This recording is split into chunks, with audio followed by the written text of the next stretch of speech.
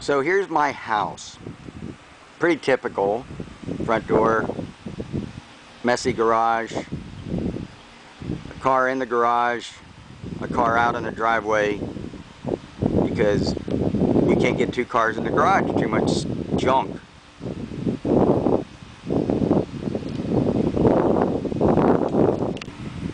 So what I'm going to show you is just what we do. I don't know, I guess it's because it's the right thing to do, but it's conservation and we figure we're saving money doing this, but we also just think it's the right thing to do to save the planet, because we've enjoyed the planet for a long time, my wife and I, and we'd like to have you kids enjoy the planet as much as we have. And so this is what we do. An easy thing you can do is change all your light bulbs. This is a CFL, compact fluorescent light bulb.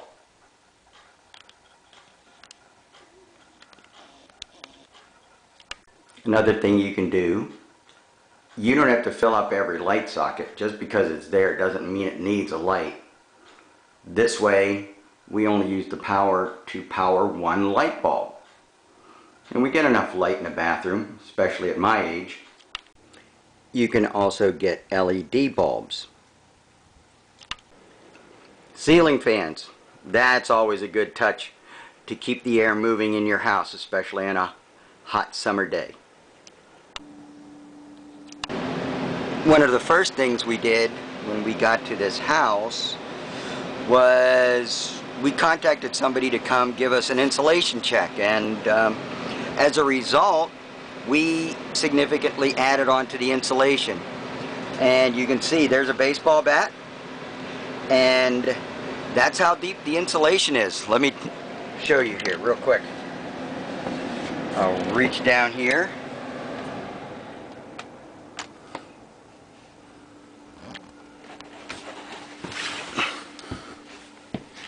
Here we go. And you can see how deep the insulation is. So we've got, well, let's see. Yep, we got more than 2 feet of insulation. And that significantly changes how hot the house is in the summer and how cold the house is in the winter by just insulating. There's no light over here, but it goes the whole way through the attic. Here's the door to the attic. Notice this. That is a chunk of insulation that goes through the whole door, and it goes through all the walls of the attic, which of course you can't see because there's no light in there. Here's our kitchen, and it was really, really dark until we installed solar tubes. All these are tubes that go right up through the ceiling, through the attic, and through the roof, and there's a little dome up on top of the roof, and they collect sunlight.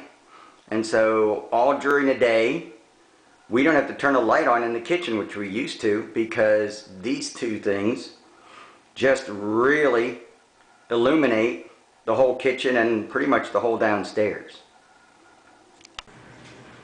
Okay, so you're wondering, where are we now?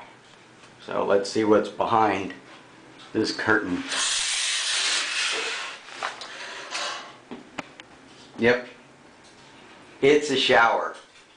Now, what we used to do was we would have a 5-gallon bucket. Let's go see a 5-gallon bucket. There's a 5-gallon bucket. It's kind of dirty, kind of grody, because it's an outdoor 5-gallon bucket. But what we used to do was we would gather the water when we were taking a shower. In other words, stand in the shower with a bucket like this and gather the water instead of letting it go down the drain. And then we would we would just use that water from the bucket.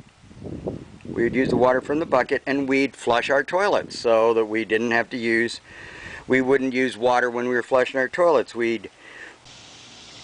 So here's our out of control garden. Cucumbers, zucchini's struggling.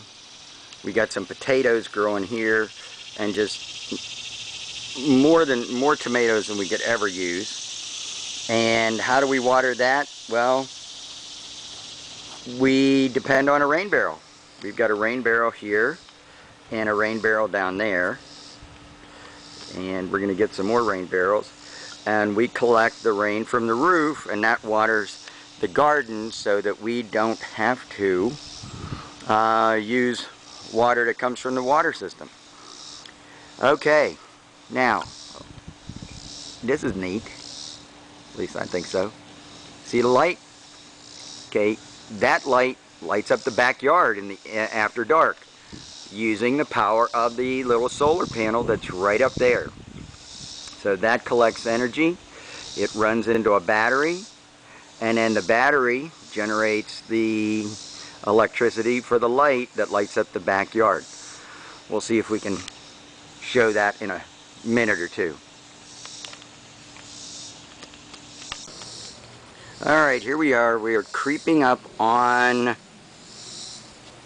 my compost bin.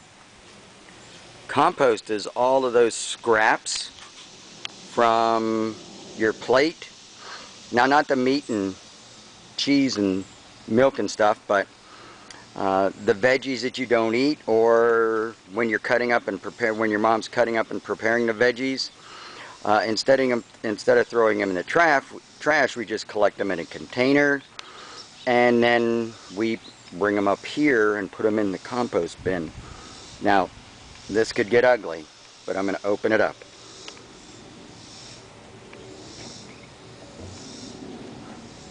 Not too bad, but there's a bunch of creepy crawling things in there, and it's all gooey and pretty nasty.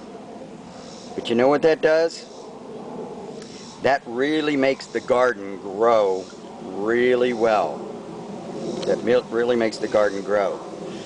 And our garden is clearly out of control. So there's the compost. So we don't throw any of our scraps away. So here's something else we do. When we go to the grocery store, we take our own bags, and that way we avoid using their bags. And if we don't have our own bags, or for some reason we need more, we always get paper. We never get plastic. And the plastic bags that we do get, well, we recycle them. We gather them up and recycle them.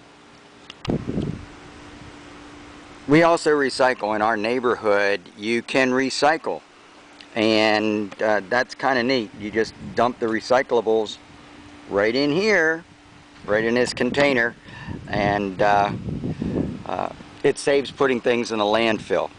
And there's a lot of stuff you can recycle, anything from egg cartons to cans to bottles to paper to cardboard to hard plastics. There's a lot of stuff that you can do with this junk that you collect in your houses. I mean, we put old plastic toys in here because they can melt down the plastic and create something else. So I mentioned these plastic bags. Well, what we do with the plastic bags, and just about any type of plastic stuff we get that's a bag type thing, we just collect it, and then I bag it up and take it to Kroger. They're willing to take plastic stuff, so looks like I'm about ready to do that, or at least I need to do that. Alright, let's zoom in. There's our solar panels. They're on the roof, of course, and the roof is, for the most part, facing south. That's the best orientation you can get for solar panels. because you get the most sunshine when you have your solar panels on the south-facing roof. Now we're not done yet because we've got a chunk of roof right there which we're going to use solar panels. Okay, you can see that I've got 16 panels up there. That means this is a 4 kilowatt system. That's what they call it. I have no idea how they do the math. All I know is as long as the sun is shining, even on a cloudy day, I'm collecting sunshine and turning it into electricity. Now, if we move over here just a little bit, right there, this portion of my roof, I want to put some more panels. So I probably have, it'd be great if I could get another 6 on there. Another 6 panels, that would be great. And then, you know, let's take a look. Can we zoom in enough? There's the little solar panel that powers the light that lights up the backyard. It's right there. I just attached that myself. Okay. Okay, this is the metering on the side of the house with regard to the solar. And the meter here, and I'll zoom, right there, that tells me how much solar we're collecting. And I don't know whether you can see it, but there, and I'll try and get a little closer, there's these little dashes that go along the bottom here. And as long as they're moving, I'm collecting electricity. I'm collecting solar power. So that tells me how much I'm collecting. Now, how do we know that? Well, this pipe runs up to the solar panels, up to the top of the roof, and this is where the energy is collected, and then it's sent through the meter, and it goes back to the grid. Now, the grid is where all of the electricity is gathered and then sold to people. Moms and dads, aunts and uncles, and everybody, they buy their power off of the grid, and in Nashville they buy it from Nashville Electric Service or NES. So while I'm generating electricity, I'm also using electricity, and that comes at that meter. So that meter tells me how much I'm using, and at certain times of the day I'll be actually making more than I'm using, which is really cool. Of course, that doesn't happen at nighttime or pretty much on a cloudy day, but it will happen throughout the year. There'll be times, even in the winter time, where I'll be making more than I am using. Here's another thing you can do. When your parents are buying appliances, they can look for this energy guide sticker and figure out how energy efficient the appliance they're getting is, how much energy it's going to use. This is the hot water heater, and to tell you the truth, as soon as it craps out, we're getting a different one that's more energy efficient, and it wouldn't run on gas. This one runs on gas. We're going to get an electric. So when we bought the house, the appliances, refrigerator, stove, dishwasher, they were not considered energy efficient. So with these also, like the water heater, as soon as they crap out, we're going to get a different one, an energy efficient one.